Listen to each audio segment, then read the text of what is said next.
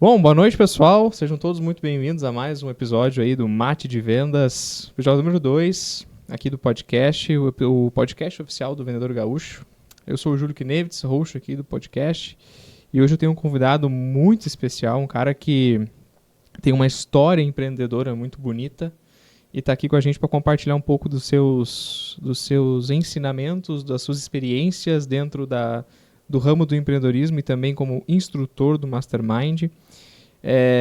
Maicon Abreu. É Maicon Abreu ou tem mais alguma coisa além do Abreu? Tem um Jardel no meio. Ali tem um Jardel. Ah, maravilha. Então, Maicon... Não compreendo. Olha só. Olha só, até a Siri. Até a Siri tá participando. Até a Siri com esse podcast, tá importante, né, cara? Maicon Jardel de Abreu, isso? Maicon Jardel de Abreu. Prazer conhecer a todos vocês, todos que estão assistindo. É uma alegria estar aqui hoje, me sinto realmente lisonjeado, honrado por ter sido convidado. E bora lá, vamos entender um pouquinho mais de como funciona a gestão como um todo, né? Ô Maicon, hoje você tem uma empresa de BPO financeiro, que é algo novo, ou é algo mais antigo, mas agora ficou moderno, não sei, tu vai explicar para nós depois.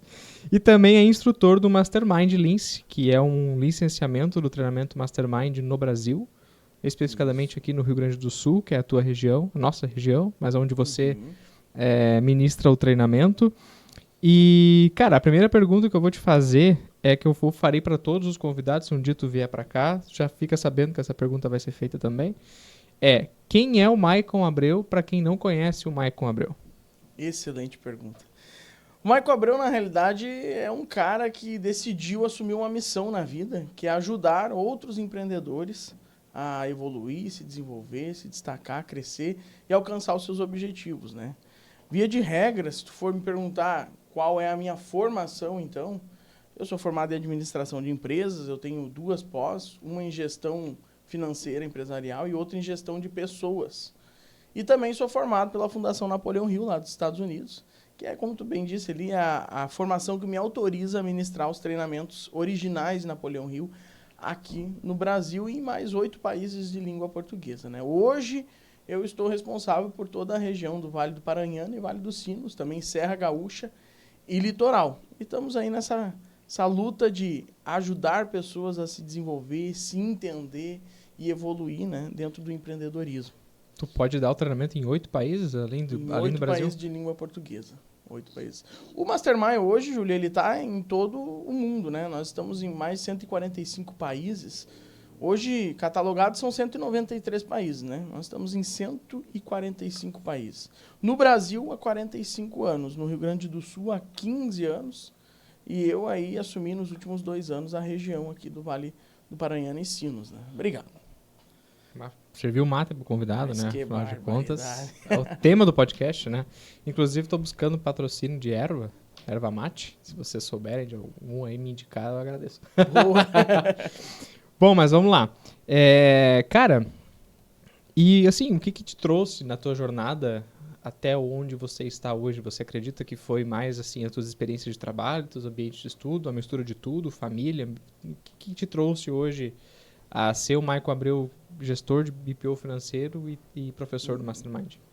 Eu acho que foi uma sucessão de coisas, né? Sempre gostei de ensinar. E eu trabalhei durante muito tempo na área de gestão financeira para outras empresas. Trabalhei em cartório, trabalhei na Polícia Civil. E nos últimos anos, ali até 2015, eu estava trabalhando na área de gestão financeira do cartório. Aí surgiu uma oportunidade e eu fui para assumir a direção de uma empresa lá em Igrejinha. Houve alguns problemas ali, eu saí fora da empresa e me vi no momento que, e agora, o que eu vou fazer?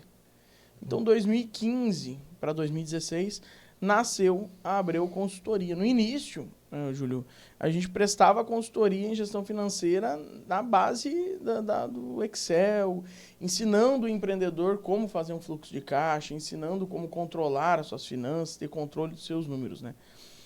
Por meados de 2019, eu abri uma empresa, uma loja, e aí eu deixei a consultoria um pouco de lado por um tempo, e em 2021 eu reassumi ela, né? Reativei, e junto eu também vim com o BPO financeiro, que é a terceirização do setor financeiro. Por quê? Porque nós fazíamos a consultoria e também tinha uma mentoria chamada Método Lucro X, que ela ainda está ativa até hoje. Mas a gente percebia que a grande maioria dos profissionais, empreendedores, eles vinham, faziam o treinamento, passavam pela consultoria, aprendiam a fazer a gestão, mas não faziam, porque estão envolvidos com diversas outras coisas, com vendas, com prospecção, e deixava a gestão financeira em segundo plano. E aí, então, nós entendemos isso e resolvemos terceirizar. Mas o BPO, ele não é algo novo, tá? Já existe há muitos anos. Na verdade, existe de um modo que as pessoas nunca ouviram falar, que é a própria contabilidade. A contabilidade não deixa de ser um BPO, só que contábil, né? O BPO financeiro é a terceirização do setor financeiro, né? É um BPO financeiro de fato. E, a partir de 2021, nós começamos a assumir algumas empresas, o controle financeiro de algumas empresas, com um único objetivo: organizar e prosperar. Assim a gente deixa o proprietário da empresa livre para fazer aquilo que realmente importa, que é prospectar, que é vender, que é fazer negócios, enquanto a gente cuida da parte burocrática, que é uma das partes mais importantes, mas que o empresário precisa se focar em outras, que para ele rende mais dinheiro, né, naquele momento. Basicamente, tu cuida então de todas as contas a pagar, contas a receber da empresa, toda essa parte assim de que antigamente era chamado de DP ou É o setor administrativo, né? setor A gente administrativo de conta modo geral. contas a pagar, contas a receber, emissão de notas, emissão de boletos, cobranças, a parte de relatórios de fluxo de caixa, DRE, gerencial, tudo isso a gente faz. Agendamento de contas, enfim. Cobranças de modo administrativo, não judicial, a gente faz até a terceira instância. Então, toda essa parte burocrática do setor financeiro, a gente assume, né, para que o empresário possa ficar livre de fato. Antigamente, existiam setores diferentes dentro da empresa, né? Tinha o setor DP, que é o departamento pessoal, o setor financeiro e o setor de vendas, tá? Hoje, o financeiro está integrado com o administrativo junto. Nós cuidamos DP era só do junto com financeiro. o RH também. Isso, DP era... Depois se tornou RH, né? né? Recursos Humanos. Nós cuidamos só do financeiro, de fato, né? Entendi. E, cara, assim, mesmo que as empresas hoje, no modo geral, na nossa região, tá? Tu sente que o mercado, ele é um mercado que ele vende muito bem e essas empresas, elas não têm um controle, uma gestão desse caixa efetivamente? Ou ele é um mercado que, de fato, é mais difícil de vender? De modo geral, tá? Falo de varejo, falo de serviço, falo de tudo. Ou é mais difícil de vender e aí é mais difícil de fazer o controle de caixa?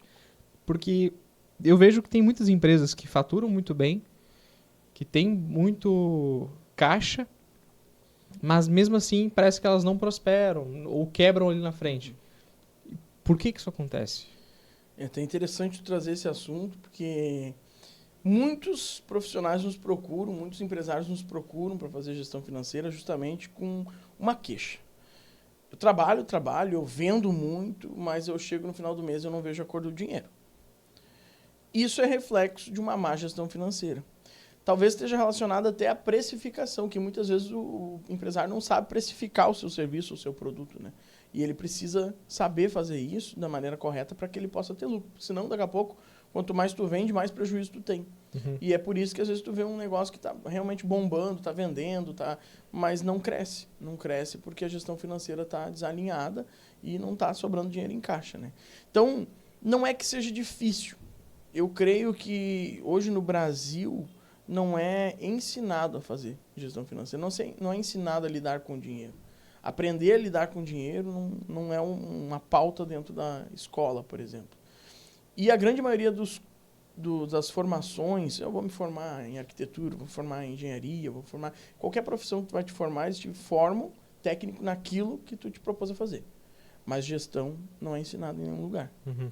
Então, eu creio que essa seja a maior dificuldade. Entender como o dinheiro funciona e como ele deve ser organizado. Para que a empresa possa crescer de fato, né? E levando em consideração, agora tu falou um pouco dos estudos, da galera que se forma nas suas profissões, eu vejo várias entrevistas, às vezes, de universitários, assim, respondendo a perguntas, tipo, depois que tu te formar em publicidade e propaganda, quanto que tu quer ganhar por mês? Aí os caras falam umas coisas, eu quero ganhar 15 mil, 20 mil. Eles estão muito alienados em relação ao que é o mercado, né? Porque, cara, não tem como, tu sai da graduação... Até tu construir o teu nome, até tu construir o teu trabalho e virar uma referência de fato, não importa o título que tu tenha. Exato. A construção da autoridade, ela vai... leva tempo. É uma construção. É uma literalmente, construção, né? Eu sei porque pouca gente sabe, mas eu fiz arquitetura e urbanismo. Fiz até a metade da graduação, porque era um sonho do meu falecido pai. Meu falecido pai sempre quis ter um filho que fosse arquiteto. E aí eu fiz, né, a promessa de que eu seria arquiteto, né?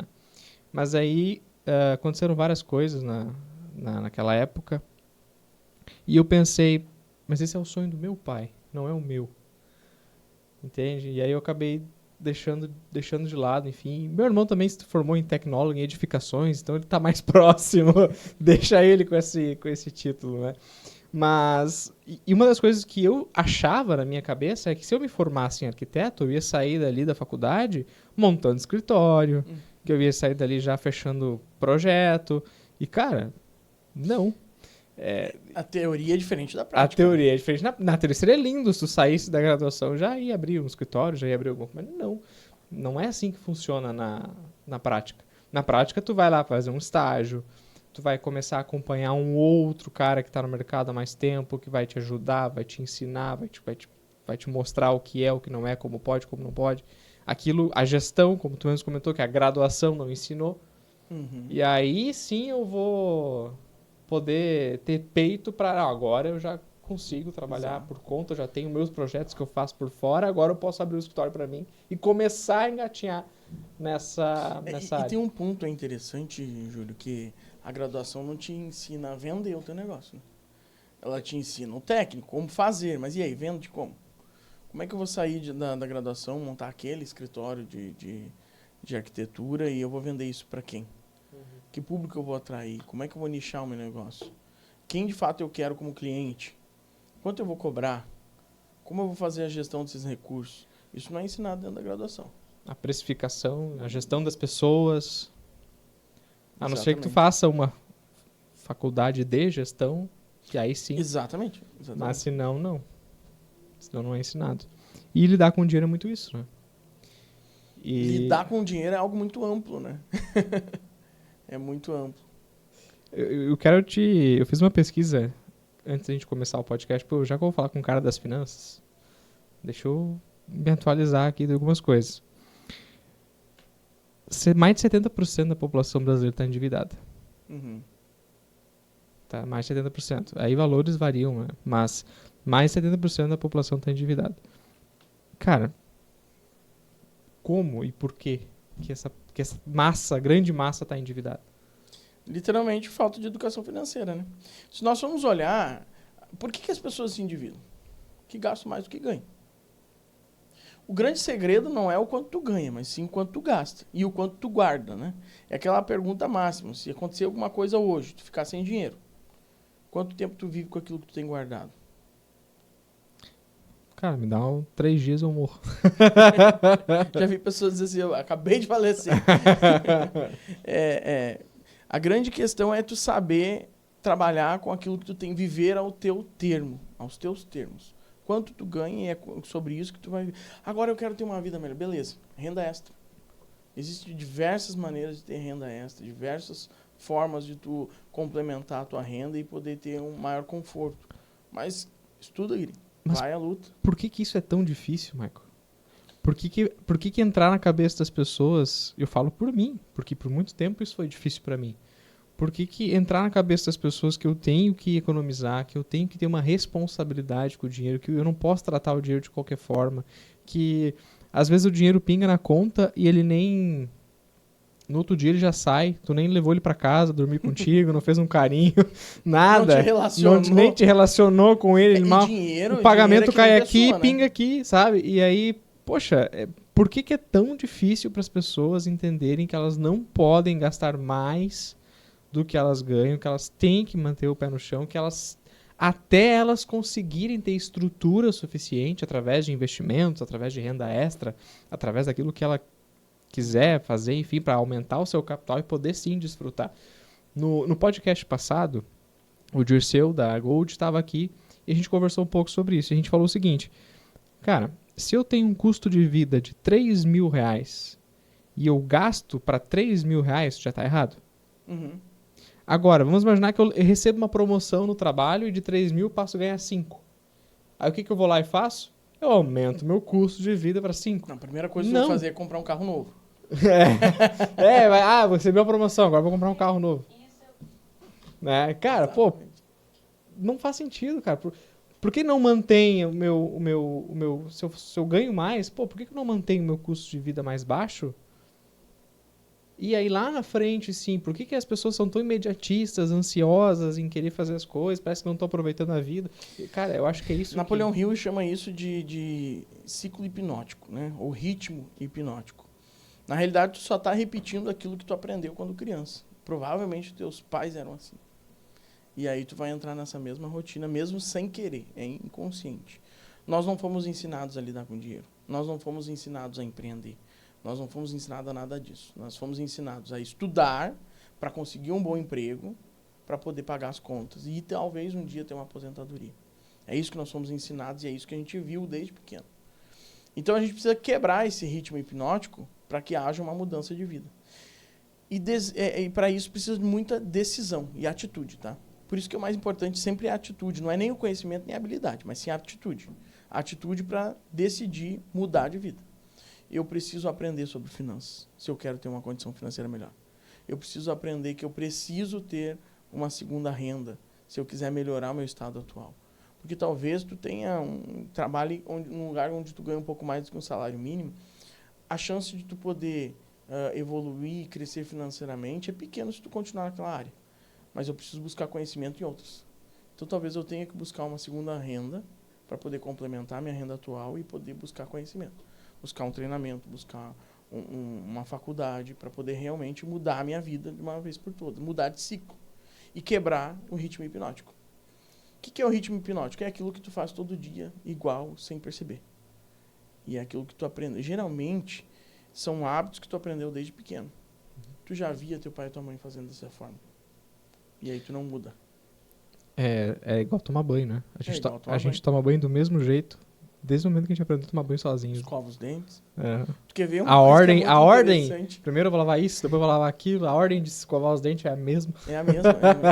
Uma coisa interessante, quando a gente sai do CFC, que a gente pega a nossa habilitação, tu sai de lá todo atrapalhado, tu não sabe onde é que tu tem que pisar, que marcha tu tem que colocar. Meu Deus, se começa a chover, que aquele limpador de para-brisa começa a virar de um lado pro outro, tu já entra em desespero. Com o tempo, tu faz isso sem perceber. Pergunta se eu pensei para chegar aqui hoje. Eu sabia onde era o lugar. Agora, o que aconteceu durante o caminho, provavelmente eu não prestei muita atenção. Uhum. Entende? Eu estou focado no que é de fato importante, mas eu não vi quantas vezes eu tive que trocar de marcha, eu não vi quantas vezes eu tive que dobrar à direita, eu não vi quantas vezes eu tive que parar na sinaleira.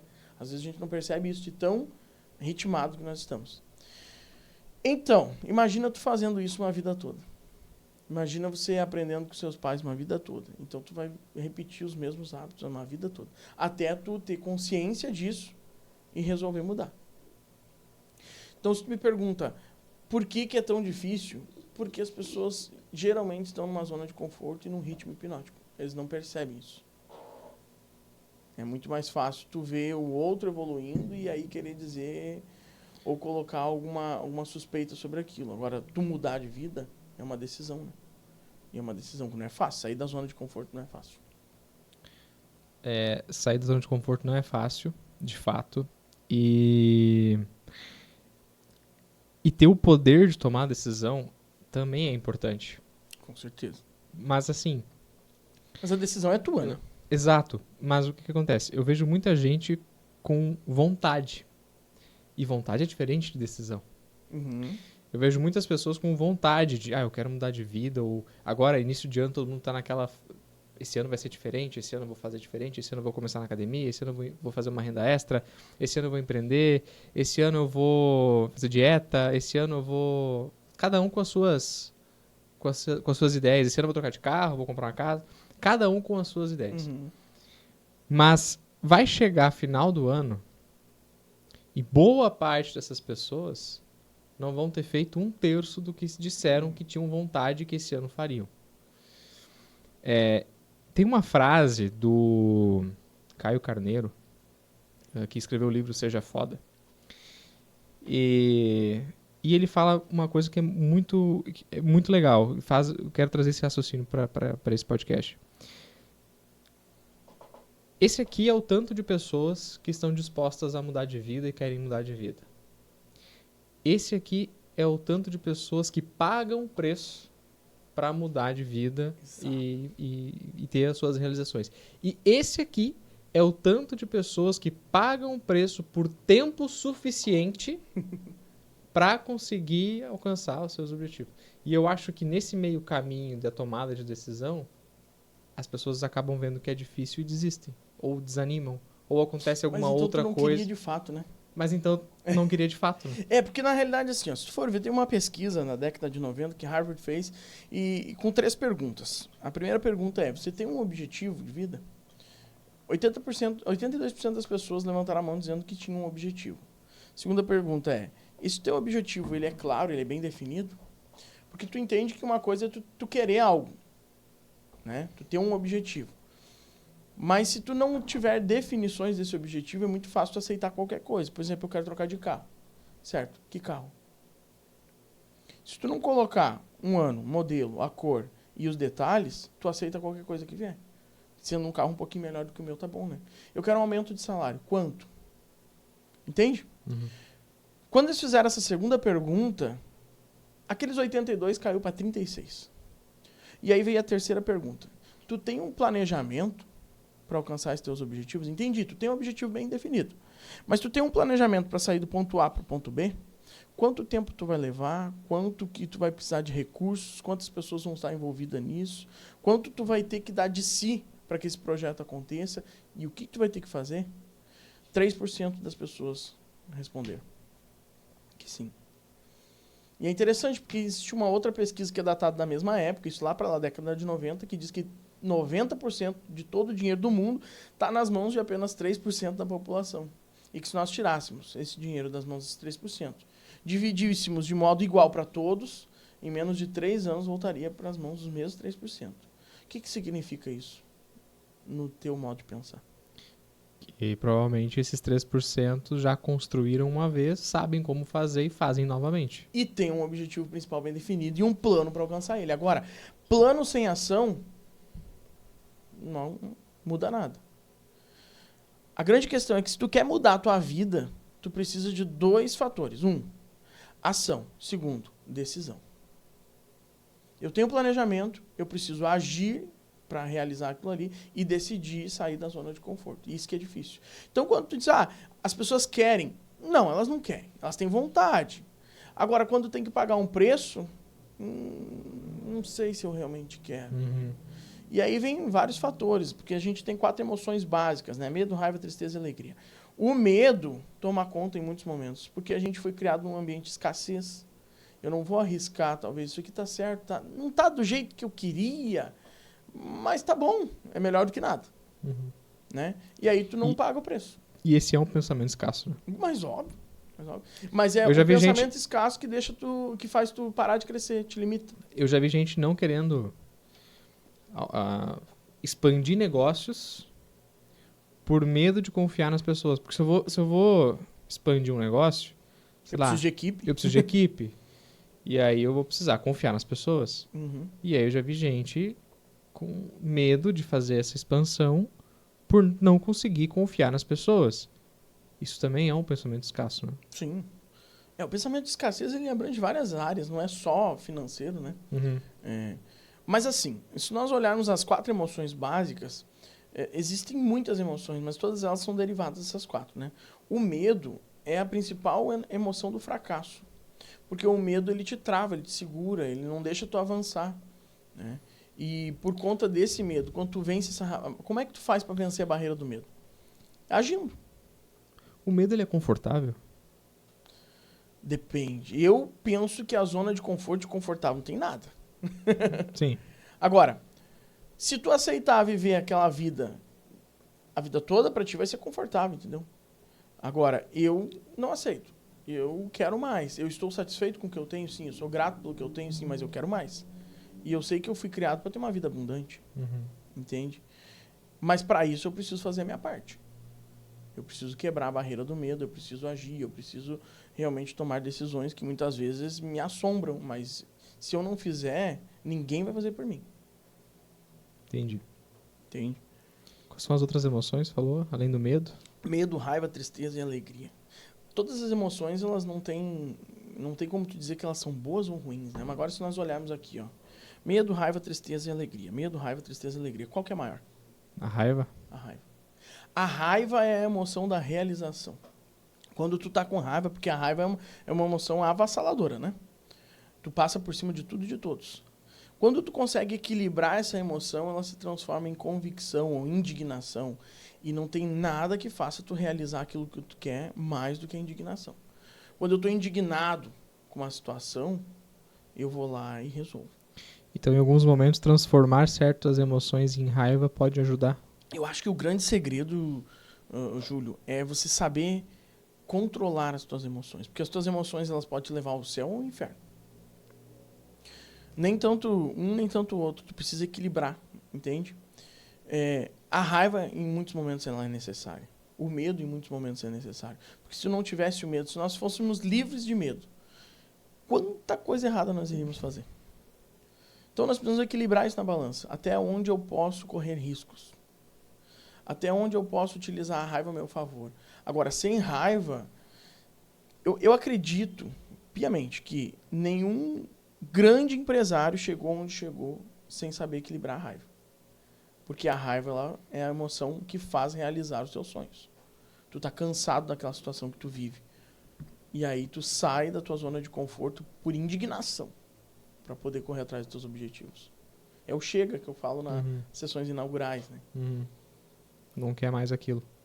Não aceita Chega, mais eu aquilo. não quero mais essa vida desgraçada. E aí eu vou pra rua e faço o que tem que ser feito.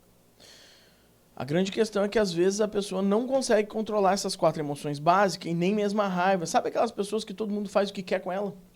Ela aceita tudo de bom grado, tá tudo certo, tá tudo bom. Do jeito que vir, tá ótimo. Né? E aí ela não vai sair da zona de conforto. Aí a zona de conforto é confortável.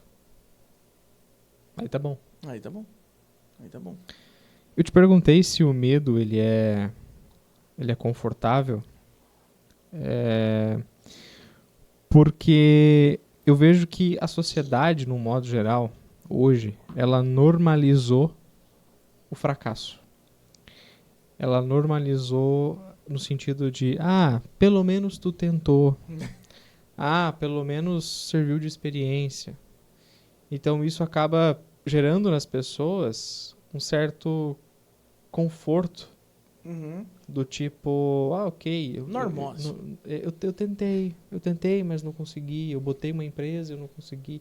Eu sei porque eu fui vítima disso por muito tempo. Eu tive um negócio, eu tive uma empresa por 4 anos e em função de pandemia e também fatores internos que fugiram do meu controle por responsabilidade minha e não de terceiros, eu tive que fechar o negócio, eu tive que encerrar. Né? E eu levei tempo para entender que não foi a pandemia somente que destruiu o meu negócio. Não, foi falta de ação minha também. Só que... Isso é um ponto muito importante, sabe, Júlio? Tu entender que os teus resultados são responsabilidades apenas tua. Porque eu não consigo nada na vida, porque eu não consigo avançar, porque a minha infância foi triste, porque aconteceu tal coisa. Cara... Mas isso é vitimismo. Óbvio, entende? Mas aí quando tu entende a tua responsabilidade nisso, tu vai e faz. Por que eu falhei? Por que não deu certo? Houve uma falha e quem errou foi tu. Não foi ninguém. Exato. Não foi teu colaborador. Porque se o teu colaborador errou, quem errou foi tu também. Sim. Afinal de contas, tu que era o líder dele. Exato. Entende? Se não houve dinheiro que chega no caixa, provavelmente houve uma falta de organização financeira. Se não houve venda suficiente, porque o grande tchan da gestão é tu vender o suficiente para poder manter um negócio. Coração de Se todo não negócio. houve venda suficiente, talvez você não se especializou em vendas como deveria. Ou não procurou profissionais que pudessem te ajudar nisso. Então sempre vai cair a responsabilidade sobre tu. Agora, quando eu falho e começo a colocar a culpa nos outros, eu tiro a minha responsabilidade. E aí eu nunca corrijo os meus erros. Aí que entra o que eu tava falando do, mas pelo menos tu tentou. Que daí é aquela sensação do confortável. Né? E a gente precisa entender 2 coisas, tá?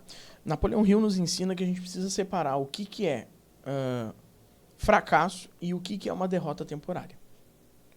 Porque fracasso é quando eu desisto. Derrota temporária é quando eu aprendo com meus erros. Quer dizer, a empresa que ela pode não ter dado certo, mas eu não vou parar por causa disso. O que eu vou fazer? O que eu errei aqui, que no próximo negócio que eu colocar, eu não posso errar de novo. Qual lição eu tirei disso? Porque se a gente não tirar aprendizado dos nossos erros, de nada valeu. Uhum.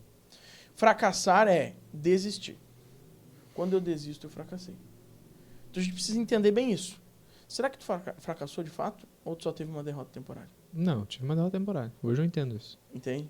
Isso precisa ficar claro. Eu lembro até hoje, quando aconteceu tudo que aconteceu, eu tive que fechar, eu voltei pra Parobé, né? Eu voltei pra casa da mãe, né? Eu saí de casa com 19 anos de idade. E, obviamente, eu saí de casa não com o intuito de voltar. Eu saí de casa pra viver minha vida. Dar o peitaço e viver minha vida. E aí, fui pro litoral, né? Residi em Torres 4 anos, tive empresa lá. Não deu certo. Teve fatores externos, sim. Na administração a gente aprende matriz SWOT, né? E a gente sabe que tem fatores externos que podem interromper, como pandemia interrompeu. Mas teve fatores internos também, e aí entra a minha parcela nisso, que não deu certo. Cara, quando eu fechei, fevereiro de 2022, voltei pra Parobé, eu, por uns 3, 4 dias, eu confesso, falo para as pessoas, eu chorei em posição fetal uns 3, 4 dias. Mas é preciso? Eu vivi assim, eu sem saber o que fazer da minha vida, sabe? Tipo, quer dizer, eu tenho casa, eu tenho carro, eu tenho uma empresa, e daqui a pouco tudo isso se vai e eu tenho que voltar para casa do pai e da mãe. Cara, isso mexeu comigo. Isso mexe com a tua emoção da tristeza. Uhum. Por isso é importante saber equilibrar as emoções, tá? Porque a tristeza ela é importante na nossa vida. A tristeza, quando ela é equilibrada, é a emoção da reflexão. Tu reflete sobre aquilo que aconteceu. E quando tu reflete sobre aquilo que aconteceu, tu consegue, e se tu assumir os teus erros, tu consegue encontrar quais foram as falhas para não cometê-la de novo. Agora, quando eu não controlo essa emoção da tristeza, eu posso entrar em depressão. Uhum. E aí, 3, 4 dias é normal. É o luto. Agora, quando isso se estende por muito tempo, chega num momento que tu não consegue ver saída. Uhum. Entende? E aí começa o buraco mais embaixo. Exato. E às vezes a solução tá ali na tua cara. O problema é que quando tu tá tão imerso na tua tristeza, tu não consegue enxergar mais a saída. E aí foi quando eu lembro que a minha mãe foi uma heroína nessa hora, assim, porque ela viu que eu tava numa situação, né, difícil em relação ao que tava acontecendo. Ela me deu um chacoalhão e disse assim, ó, tu é homem, rapaz. Acorda. Acorda pra ver, tu é homem. Eu agradeço, mãe, obrigado por isso. Tu é homem. E outra, tu não vai ter minha ajuda pra absolutamente nada. Eu te dou aqui um teto, uma comida, isso tu vai sempre ter. Mas tuas responsabilidades, tu te vira, meu. E eu olhei pra aquilo, eu fiquei apavorado. E, cara, em menos de 6 meses depois, eu já tava morando de novo sozinho, já tinha comprado um carrinho de novo, já tinha em 6 meses. Por quê? Porque eu entendi que a única saída para a situação que eu estava vivendo era, cara, eu preciso trabalhar e trabalhar certo. Eu preciso trabalhar e trabalhar certo. Chega de trabalhar errado. Chega de não ser consciente com as ações que eu estou tomando. E aí, cara, foi quando eu consegui, e hoje, graças a Deus, eu sou outro homem. Eu sou outro Júlio. Mas tu percebe, Júlio, que o grande segredo aqui pro sucesso de qualquer coisa que tu for colocar e pra tua vida é tu ter consciência disso. É consciência de que a gente precisa agir. O conhecimento não é tão importante, ele é 85% do sucesso. Agora, habilidades e atitudes são 85%. E dos dois, ainda a atitude é mais importante. Porque com a atitude eu alcanço habilidade. Com a atitude eu alcanço conhecimento. Se eu não tiver atitude, eu não faço nada. Esse é o ritmo hipnótico que Napoleão Hill fala. Quantas pessoas estão dentro de um ritmo hipnótico que a gente entra numa faculdade, a gente faz toda uma graduação, porque um dia nós fomos ensinados que nós precisávamos estudar para adquirir conhecimento e conseguir um emprego bom. Não para empreender. Não para mudar de vida. É para conseguir um emprego bom, para pagar as contas e talvez um dia se aposentar. Quando a gente traz a consciência disso, a gente começa a mudar as nossas ações. Quando tu estava no fundo do poço, tu percebeu que precisava sair dele. Quantos chegam no fundo do poço e não conseguem enxergar isso? É uma analogia bem bem chula, mas funciona bem. É que quando tu tá no fundo do poço, só tem uma saída. Pra cima. Mas tem gente que cava. É Tu sabe que eu só cheguei no Mastermind, Júlio, por causa disso. Em 2019, minha filha mais nova... eu ia te perguntar sobre isso. Como é que tu chegou no Mastermind? Em 2019, minha filha mais nova nasceu com câncer. E nós tivemos que encarar uma barra, assim, tremenda. E eu encarei. Com tudo que eu tinha, com todas as minhas forças. Quando tudo passou, aí a tristeza começou a bater. Porque eu acho que daí, assim, a posição de pai, de mantenedor, de sustentar a casa, eu tive que segurar no osso, em frente a tudo aquilo ali. E quando tudo passou, agora tá começando a ficar tranquilo de novo, aí eu comecei a perceber que, o que eu tô vivendo? Como é que eu encarei isso? E aí a tristeza começou a bater. Percebe que já tinha passado tudo, mas a tristeza começou a bater. E aí eu conheci o treinamento Mastermind. Aliás, eu já tinha ouvido o treinamento Mastermind lá em 2013, né? Mas relembrei daquilo que foi atrás. Fiz o treinamento, e o treinamento Mastermind é um despertar para a vida. Napoleão Hill, ele criou uma metodologia capaz de tirar da teoria o segredo do sucesso e colocar na prática. E são 17 comportamentos básicos que todo ser humano precisa desenvolver se ele quer atingir os seus objetivos. E é interessante que esses 17 comportamentos refletem a vida de Cristo, porque ele trabalha a liderança. Então, quando eu entendi isso e comecei a colocar em prática aquelas ferramentas, a minha vida começou a mudar em vários fatores. Esses 17 mandamentos que tu comentou aqui, essas 17 reflexões que tu traz, refletem a vida de Cristo. Isso é coincidência ou não?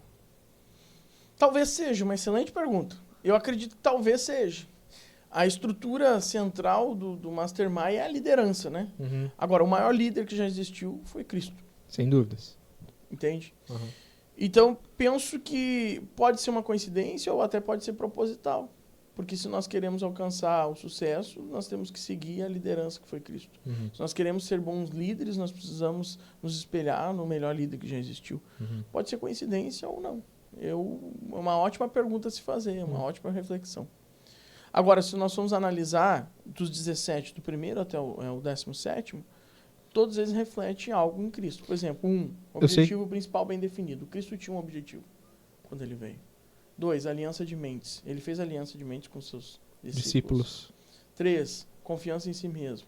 Ele sabia que ele era capaz. Então, se nós vamos olhar um a um, reflete a vida de Cristo, mas reflete a vida de todo e qualquer líder. Ninguém chega a ser líder sem passar por esses estágios, né? O grande X da questão do treinamento Mastermind é sair desse ritmo hipnótico, trazer isso à consciência, melhorar essas habilidades em si, se desenvolver para que tu possa realmente correr atrás dos teus objetivos. E o Mastermind, ele é um treinamento da Fundação Napoleão Hill, certo? Que é uma fundação norte-americana, isso? Uhum. E tu tem, então, essa autorização para poder ministrar esse treinamento aqui.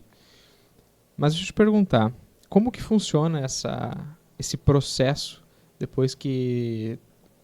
Como é que funciona por exemplo, eu quero ministrar o Mastermind, como é que funciona toda essa jornada? O que tu teve que fazer para poder hoje ministrar esse treinamento? Uhum.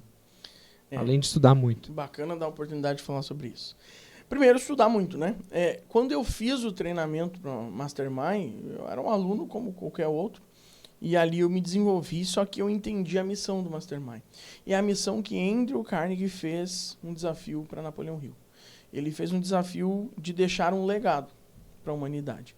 Napoleão Hill aceitou esse desafio e começou a pesquisar as pessoas de sucesso, escreveu um livro, A Lei do Triunfo, foi lançado em 1928, com um único objetivo: mudar vidas. Acontece que não foi bem assim no início. Não, né? Um livrão grossão? Assim? Exato, 832 páginas. Eu não trouxe ele hoje, poderia ter trazido. Esse livro foi lançado entregando os 17 comportamentos das pessoas de sucesso. Napoleão Hill percebeu, quando lançou esse livro, que ele não estava conseguindo cumprir o desafio de Andrew Carnegie, que era realmente deixar um legado. Então ele foi procurar parceria para isso, que é o Mastermind, a Aliança de Mentes, e fechou uma parceria com a Universidade de Harvard para desenvolver uma metodologia capaz de tirar da teoria que é aquilo que nós falamos, uma coisa é teoria, outra coisa é prática, tirar da teoria e colocar na prática. Isso levou 30 anos. Em 1971, esse método foi aprovado como científico, ou seja, funciona, faz diferença. Como eles chegaram nessa conclusão? Eles avaliaram esses 30 anos, todas as pessoas que passaram por dentro do treinamento Mastermind, dentro da Universidade de Harvard, e compararam com outros profissionais que se formaram nos mesmos cursos, só não passaram por uma sala de Mastermind. E perceberam que quem fez o treinamento tinha resultados muito superiores aos que não fizeram. Então foi aprovado como um método científico. A partir daí se disseminou por todo mundo, até um dia chegar a mim. Eu fiz o treinamento e eu entendi a missão, porque aquilo foi tão satisfatório na minha vida, que eu disse, cara, eu preciso levar isso à frente. No Rio Grande do Sul tinha apenas 5 instrutores. Eu disse, o que precisa para ser instrutor? Conversei com o meu instrutor. O que precisa para ser instrutor? Ele disse, olha, primeira coisa é estudar muito. Segunda coisa é estar disposto a sair da zona de conforto. Porque não é fácil. Vai doer muito. E eu disse, sério? Sério. Quer encarar? Quero. Fiquei 1 ano em análise. O que é análise? A análise é quando a fundação vai investigar a tua vida e entender se tu tem as características que um instrutor precisa ter. Depois nós começamos um treinamento que se chama Core Competência, que é as competências do coração. Core Competência. Porque no período de treinamento para se tornar instrutor, eu preciso primeiro tratar as minhas feridas. Como é que eu vou apontar o caminho? Porque liderar é isso, é apontar o caminho. Como é que eu vou apontar o caminho para alguém se nem eu mesmo passei por ele? Então eu preciso ser testado nesse período. E aí vai 1 ano, 1 ano e meio. Não é fácil. Talvez, eu vou dizer assim, eu já fiz uma graduação, 2 pós-graduação, já passei por muitos treinamentos, mas nunca vivi algo tão incrível como o caminho para se tornar instrutor. É um dos testes mais difíceis que eu já passei na minha vida. E por isso eu digo assim, que é um orgulho, é uma honra para mim me tornar instrutor e poder ajudar outras pessoas. Não é um caminho fácil, é um caminho longo, é um caminho de muita transformação para que um dia a gente possa cumprir uma missão. Hoje eu não sou instrutor somente pelo financeiro, eu sou instrutor porque eu tenho uma missão. A minha missão é deixar um legado. Assim como Napoleão Hill tinha uma missão de deixar um legado. Eu quero que daqui 10 anos o aluno que sai da minha sala possa passar por mim e dizer, aquele cara me ajudou a ver a vida de outro jeito. E hoje eu levo uma vida muito melhor por causa daquilo. Por causa daquela filosofia que eu aprendi, por causa dos ensinamentos que eu tive. Essa é a minha missão. Sempre legal. Acho que eu ia emendar outro assunto, mas eu quero primeiro enaltecer isso. Porque, cara, as pessoas, às vezes, elas são... O Cortella fala bastante sobre isso. As pessoas, às vezes, falam que a gente tem dons, né? Uhum. E a gente é agraciado por Deus por muitas coisas, né? Que são coisas nossas. Mas tem muitas coisas que nós desenvolvemos ao longo da vida que é mérito nosso. Do nosso estudo, da nossa competência, da nossa dedicação. Se tu tem uma empresa bem-sucedida, é mérito teu. Se tu tem negócios acontecendo, mérito teu. Se tu tem uma família linda, maravilhosa, mérito seu, da sua esposa, da tua família. Então, a gente tem as coisas que nós construímos, né? E, cara, é muito legal ver esse tipo de construção, porque tu é um cara novo. Tu não é um cara velho. Tem uns fiozinhos brancos aí. Não, isso aqui é tudo artificial. Tá. Mas é um que eu tava com quantos anos hoje? 36. 36, no cara, tô nem 40 ainda, velho. Então, em 10 anos a tua vida mudou muito.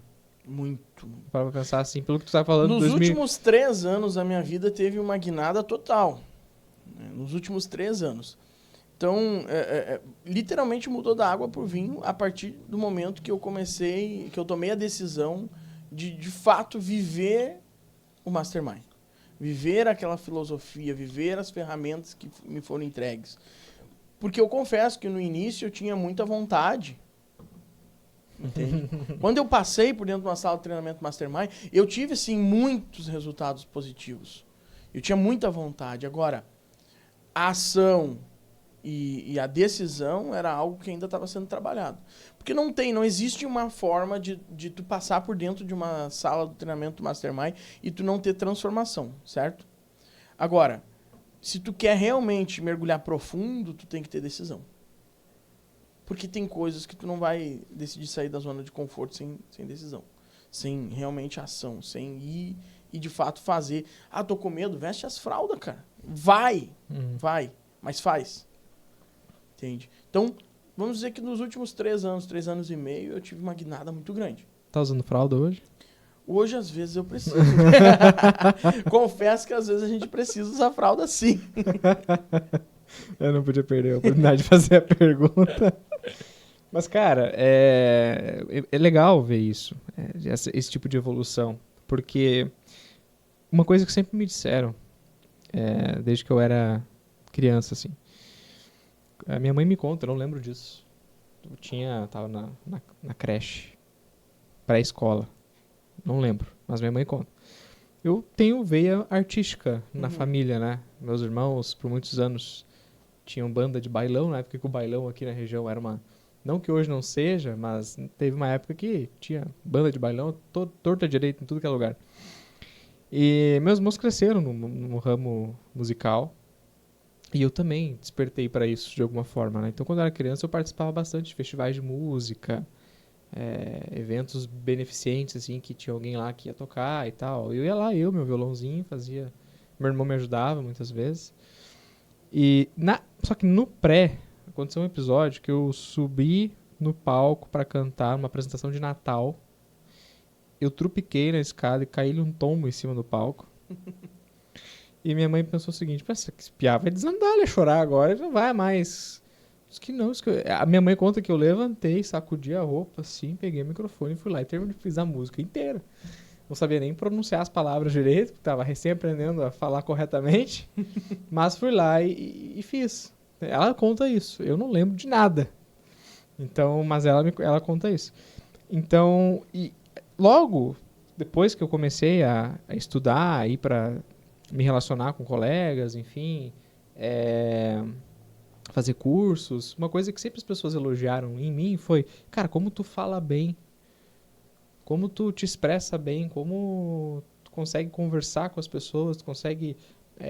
e eu comecei a achar que isso era inicialmente um elogio, e obviamente eu agradecia, mas isso começou a virar depois uma coisa do tipo, mas será que isso é algo meu ou é um dom de Deus que eu posso usar para que eu cresça profissionalmente, para que eu me desenvolva mais profissionalmente, que eu estude mais sobre isso, ou que eu possa ensinar outras pessoas? E aí foi aí que eu comecei a dar aula de informática, foi aí que eu comecei depois a trabalhar com vendas, com comunicação. Hoje eu dou treinamento de vendas, dou treinamento de comunicação, justamente porque o que eu faço hoje transcende muito bem para as pessoas, né?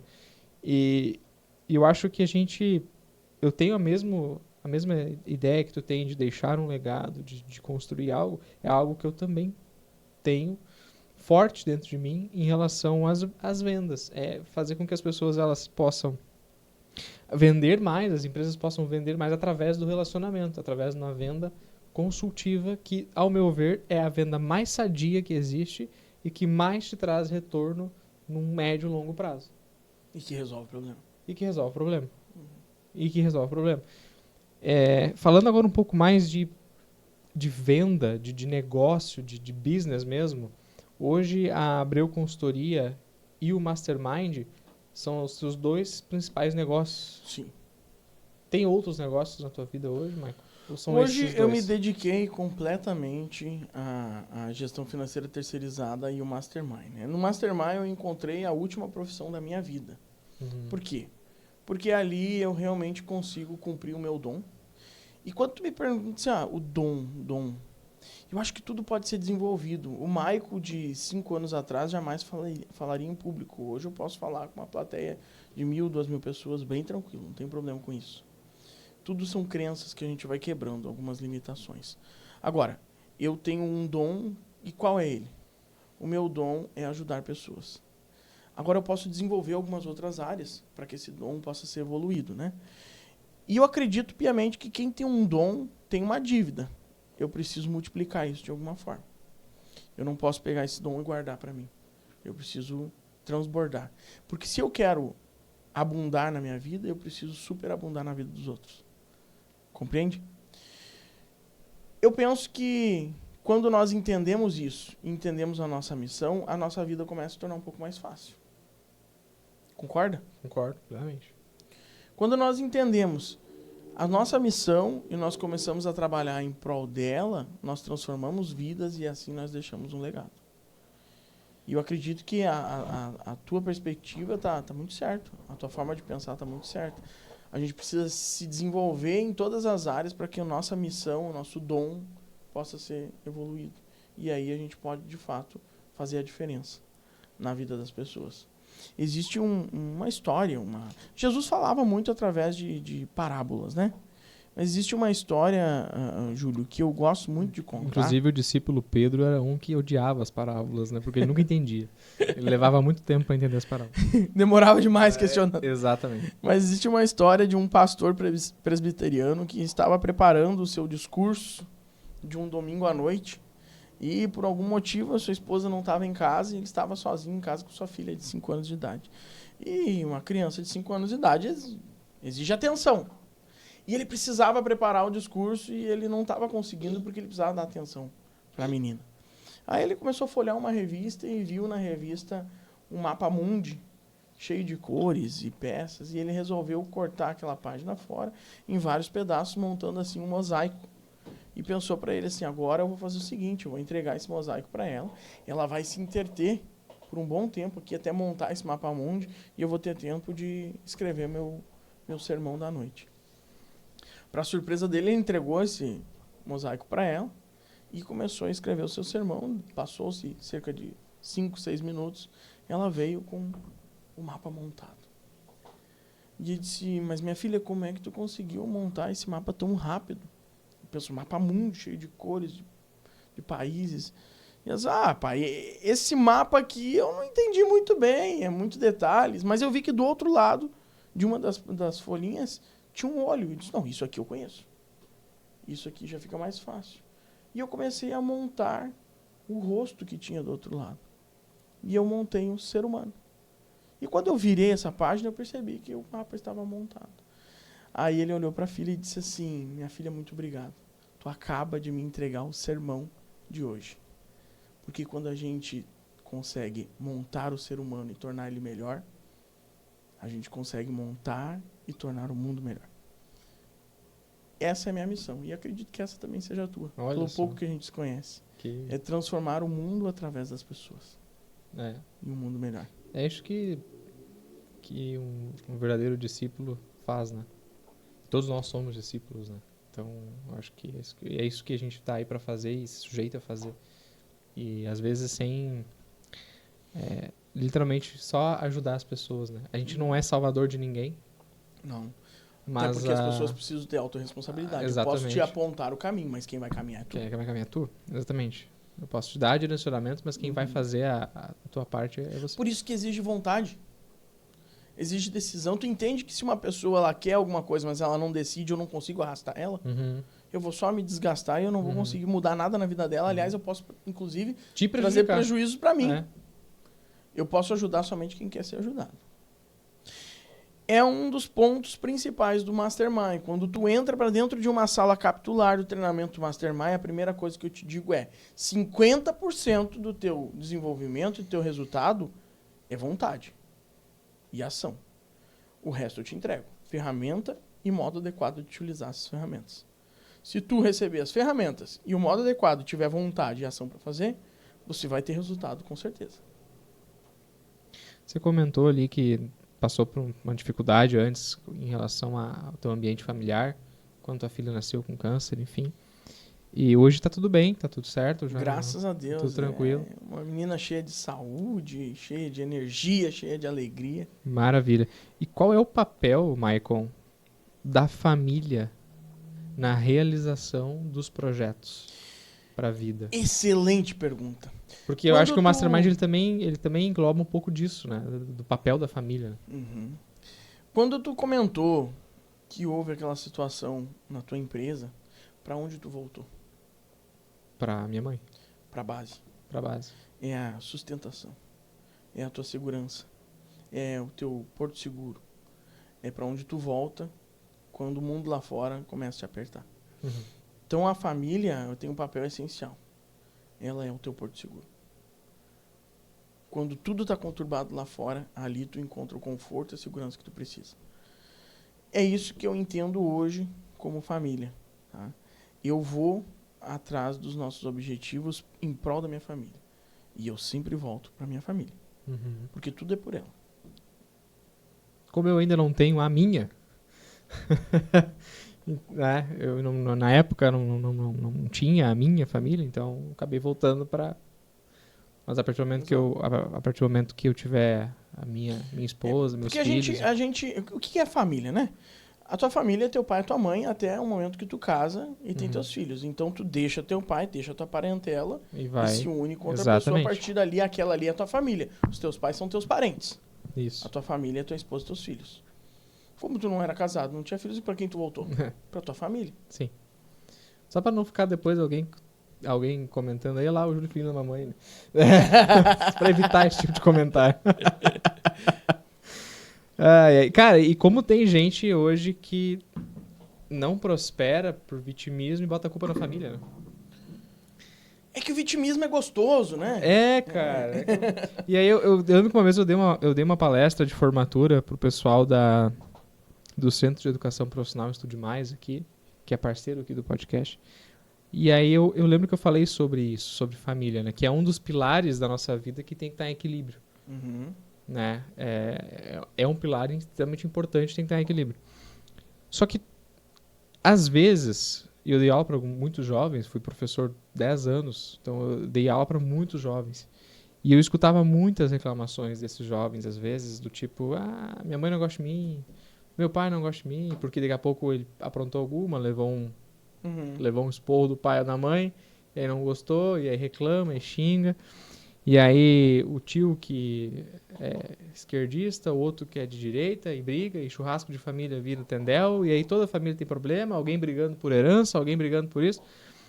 E, cara, toda família tem problema, só muda o endereço. E eu disse isso numa palestra, Onde tem tem problema. E eu ainda fui mais além, eu disse assim, vamos fazer uma reflexão. Eu peguei todo mundo, vamos fazer uma reflexão, vamos pensar o seguinte. Qual foi o primeiro ser humano da Terra? Todo mundo? Adão. Qual foi o segundo? Eva. Eles tiveram quantos filhos? 2. Caim e Abel. O que o Caim fez com Abel? O que o Caim fez com Abel? Matou o irmão, né? Matou o irmão. E aí, um ambiente perfeito. Aí o que acontece? E aí o Adão, antes disso, o Adão e a Eva comeram do fruto proibido e foram expulsos do paraíso. Então, a primeira família do mundo é composta por 2 infratores, um assassino e um cadáver. e tu acha que a tua... Vai ser perfeito. Vai ser perfeito, não vai ter problema. E aí eu fiz essa reflexão e todo mundo assim ficou... A gente reclama de barriga cheia. Mas sabe qual é o problema, Júlio?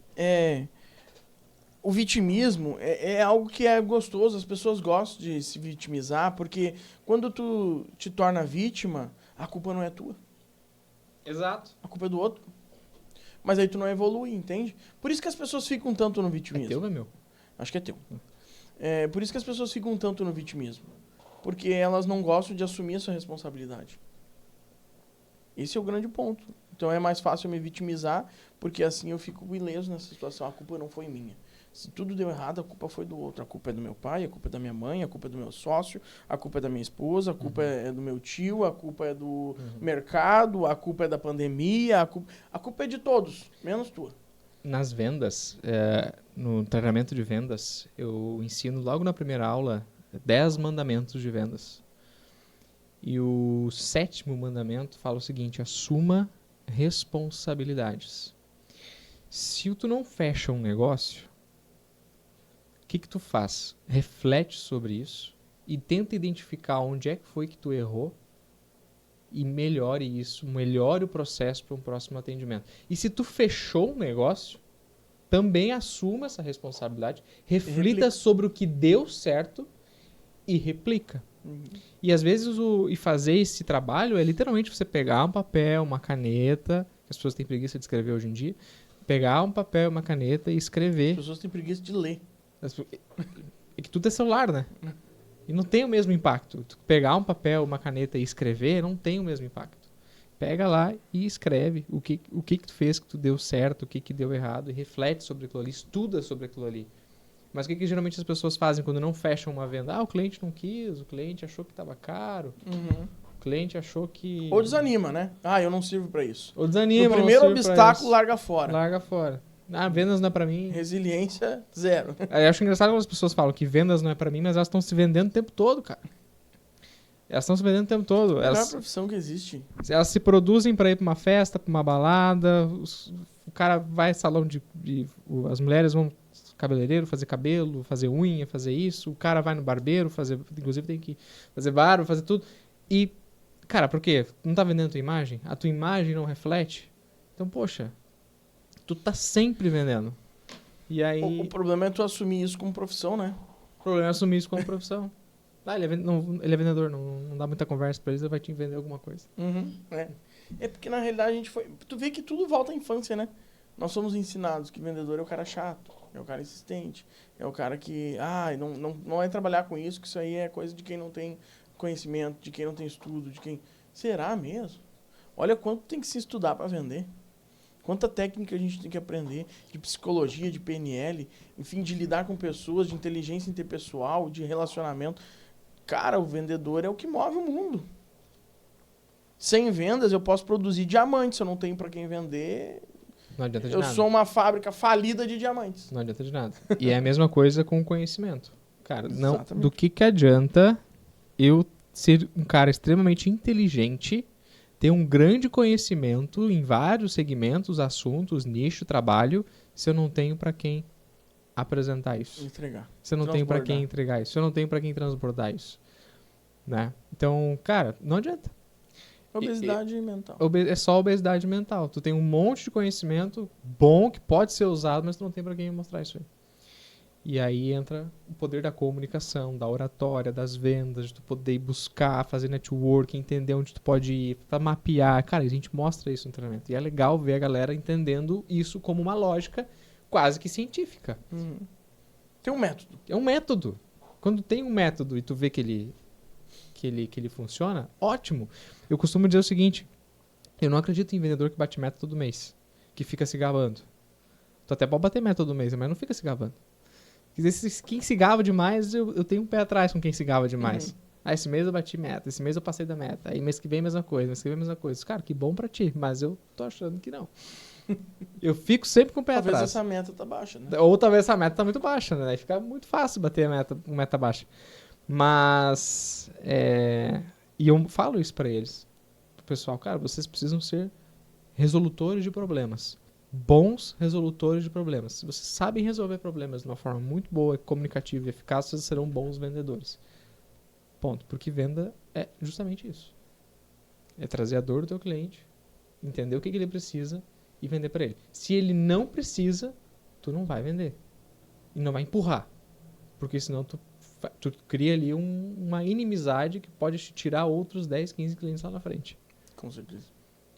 Entende? E eu conheço muitas empresas que, infelizmente, perderam vendas, encerraram atividades por causa desse... Vou empurrar uma venda aqui e aí o cara se arrepende depois. Aquilo que a pessoa precisa, né? Eu não posso prometer... Agora, dentro do Mastermind, nós temos uma cultura. Não promete nada, mas entrega tudo. Né?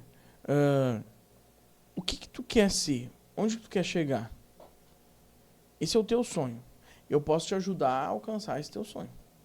Eu posso te ajudar a apontar o caminho correto. E eu vou te entregar ferramentas que tu vai pôr em prática e, de fato, vai alcançar esses resultados. E nós temos 98,7% de aprovação nisso. Que, de fato, funciona. Agora, tá nas tuas mãos fazer isso acontecer. Eu não posso te prometer o céu se tu não estiver disposto a fazer o que for preciso para alcançar ele. Entende? As pessoas precisam se dispor mais, arriscar mais, dar mais peitaços. Eu não posso chegar numa empresa com um BPO e dizer, tu tá em crise financeira, tá em situação pré-falimentar e eu vou te salvar. Não, cara. Tu te colocou nesse ambiente. Eu vou te apresentar um modo de tu organizar isso e encontrar a saída dessas dívidas. Agora, se tu não fizer o que é preciso ser feito, não vai sair. E também não é do dia para a noite. É uma construção. É uma construção. Uma empresa que está em situação pré-falimentar, às vezes vai anos para ser recuperada. E tu está disposto a viver isso? Está disposto a abrir mão de muitas coisas para realmente fazer isso acontecer? Depende de ti. Eu só estou te ensinando uma metodologia. Eu estou te apontando o caminho. Uhum. Eu estou te entregando ferramentas necessárias para te fazer. Agora, quem vai fazer é tu? Depende da pessoa. Depende da pessoa. Michael, nosso tempo tá acabando, cara. Infelizmente. A gente podia ficar aí mais tempo, mas infelizmente tá acabando. E eu quero encerrar esse podcast aqui da mesma forma que eu fiz com o Dirceu na semana passada, de fazer perguntas com respostas rápidas da primeira coisa que vier na tua cabeça. Uhum. Então eu tenho aqui algumas pra te fazer e aí, fala o que vier, o que tu achar que é interessante. Que medo agora. Calma que eu peguei leve. Vamos lá. Um erro financeiro que todo empresário deveria evitar. Misturar pessoa física com pessoa jurídica. Esse tem que ser extirpado esse erro. E acontece é o muito? que leva muitas empresas à falência. Acontece muito. Mas em 98% dos casos. Dinheiro na mão ou dinheiro investido? Depende do investimento. Às vezes é melhor investido. Tá? Agora, nós precisamos ter uma reserva. A gente precisa ter dinheiro guardado. A gente precisa... eu costumo dizer que tudo é equilíbrio, tá, Júlio? Porque não adianta tu ter tudo investido e não ter liquidez. Uhum. Porque, por exemplo, no momento de crise, tu precisa de liquidez. É aí que as oportunidades aparecem. No meio da pandemia, teve muitas empresas, muitas casas sendo vendidas por preço de banana. Só comprou quem tinha dinheiro para comprar. Então, nesse caso, o dinheiro na mão é essencial. Entende? Depende do momento do mercado, então. Exato. Então, o dinheiro ele tem que ser flutuante, mas eu acho que é equilíbrio. A mesma quantia que tu tem investido, tu tem que ter também Em mãos. em liquidez, em mãos. Maior aprendizado do empreendedorismo. Persistência, resiliência, autoconfiança. Eu acho que tem tantos aprendizados. O empreendedorismo é uma escola incrível. Um livro que todo empresário deveria ler. Quem Pensa Enriquece. Quem Pensa Enriquece, Napoleão Hill, é um livro que todo empresário deve ler. Aliás, é interessante, Júlio, aqui diz Quem Pensa Enriquece, mas todo mundo pensa, né? E por que todo mundo não enriquece? Tem que ter um jeito certo de pensar. Ponto positivo. A gente precisa saber como pensar. A nossa mente é uma máquina fantástica, a gente precisa dominar os nossos pensamentos. E aí a gente consegue alcançar os nossos objetivos. Aliás, eu quero te entregar esse livro de presente Olha hoje, só, cara. que tu possa fazer uma ótima leitura e tirar bons ensinamentos desse livro. É um livro fantástico e é um livro que mudou a história da economia dos Estados Unidos. Cara, é um best-seller, mais de 110 milhões de cópias vendidas no mundo todo. Edição original de 1937. Quando os Estados Unidos entrou na Grande Depressão... Caramba! Quando os Estados Unidos entrou na Grande Depressão, Júlio, Napoleão Hill ele era conselheiro de 4 presidentes dos Estados Unidos. E ele percebeu que a Grande Depressão nada mais era que a falta de confiança do povo na economia e no governo. Então ele lançou esse livro, né, Quem Pensa Enriquece, para que as pessoas pudessem Caiu. ter de novo a sua autoconfiança e poder reinvestir e fazer a economia circular novamente. E foi o que fez a diferença na economia dos Estados Unidos naquela época. Pô, Michael, obrigado, cara. Obrigado pelo presente mesmo. Não, vou devorar esse livro aqui. E eu gosto de ler, cara. Eu gosto. Toda manhã eu acordo, minha rotina matinal é 6:30 da manhã. Quem lê não mendiga conhecimento. Cara, eu levanto 6:30 da manhã, 6:30 da manhã, faço um café, escuto Café com Deus Pai. É sagrado todo dia, Sim. escuto meu Café com Deus Pai. E aí vou lá e leio meu livro. Cara, todo dia, todo dia. Obrigado Um pelo ótimo presente. hábito. Obrigado, cara. Obrigado pelo presente. Se pudesse dar um único conselho financeiro, qual seria? Guarde dinheiro. Napoleão Hill diz que não importa o quanto a gente ganha, mas sim o quanto a gente economiza. E ele dá a dica que nós devemos guardar 10% de tudo aquilo que a gente ganha. Se você guardar 10% do seu salário, em 2 anos você já tem uma boa reserva financeira. Tu tem dinheiro em mãos. Se você ganha 5 mil reais e guarda 10%, em 2 anos, 3 anos, tu já pode abrir um pequeno negócio. Se tu ganha 10, em 2, 3 anos, tu já tem uma pequena fortuna. Agora, se eu ganho 50 mil por mês e gasto 53, em um ano eu tô falido. Para não dizer outra Achou que ia coisa. dizer outra coisa. Para não dizer outra coisa com Talvez F. até menos. Né? Então, faça uma reserva financeira. Agora a gente tem que cuidar qual é o motivo dessa reserva financeira, tá? Porque isso tudo também é crença. Se eu tiver uma reserva financeira para um momento de emergência, as emergências vão surgir. Porque Sim. tu já está atraindo isso. Agora, se eu tiver uma reserva financeira para investimentos, para negócios futuros, para comprar um carro novo, para trocar de casa, as coisas vão acontecer da melhor maneira possível também. E a última pergunta. O que é mais importante, vender mais ou organizar as finanças? É uma pergunta excelente. Vender mais, se tu não tiver as finanças organizadas, tu pode inclusive quebrar o teu negócio. Porque a precificação pode estar errada. Talvez quanto mais tu vende, maior é o buraco. É por isso que muitas pessoas dizem, eu vendo e eu não vejo a cor do dinheiro, eu só vejo dívida cada vez mais.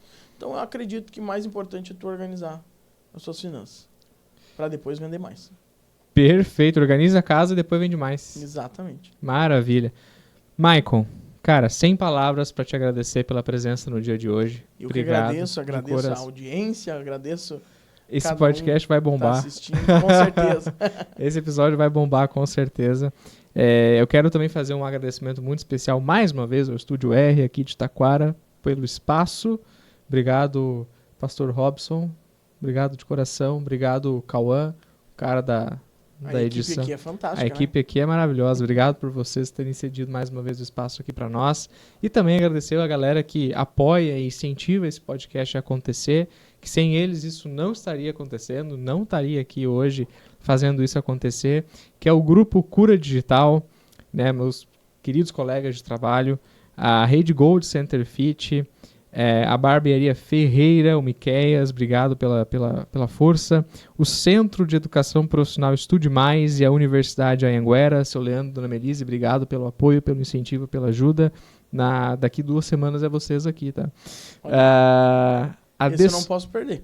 Cara, eu vou contar muita história para contar. Descove Soluções Financeiras, obrigado Lucas, da Prevenir Proteção Veicular também, obrigado pela força.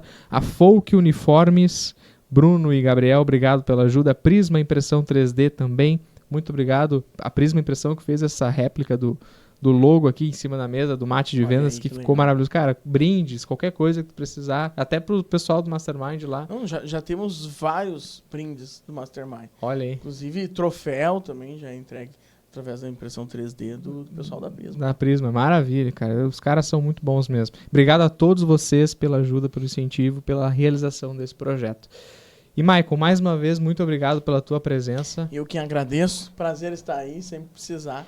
Estamos à disposição. Com certeza, quero que tu volte aí no futuro pra contar como é que foi. Um abraço a todos. E, cara, rapidinho, tu me falou que tem uma sessão inaugural Mastermind acontecendo Sim. Em Sapiranga. Dia 11 de fevereiro, às 19h30, junto à CISA de Sapiranga, nós vamos ter uma sessão inaugural do treinamento Mastermind. Você que quer conhecer o que é esse treinamento, o quão importante ele é e quanto ele pode te ajudar a evoluir e realmente alcançar seus objetivos. É um divisor de águas. Parece clichê, mas é um divisor de águas de toda e qualquer pessoa. A sessão é gratuita, Maicon? Sessão gratuita. Só precisa agendar ali para garantir tua Colocar o nome na lista? Isso. E me diz uma coisa, onde é que as pessoas te acham nas redes sociais aí? Rede social é @consultoriaabreu_Maicon.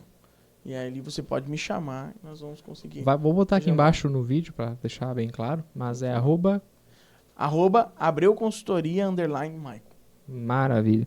Então eu vou colocar aqui embaixo, vocês podem seguir o Maicon e acompanhar o trabalho dele nas redes sociais também. Quem quiser participar da sessão inaugural Mastermind, dia 11 de março, então. 11 de fevereiro. 11 de fevereiro? 11 de fevereiro, então tá chegando, né? Tá chegando, tá em cima do laço. Tá em cima do laço, legal.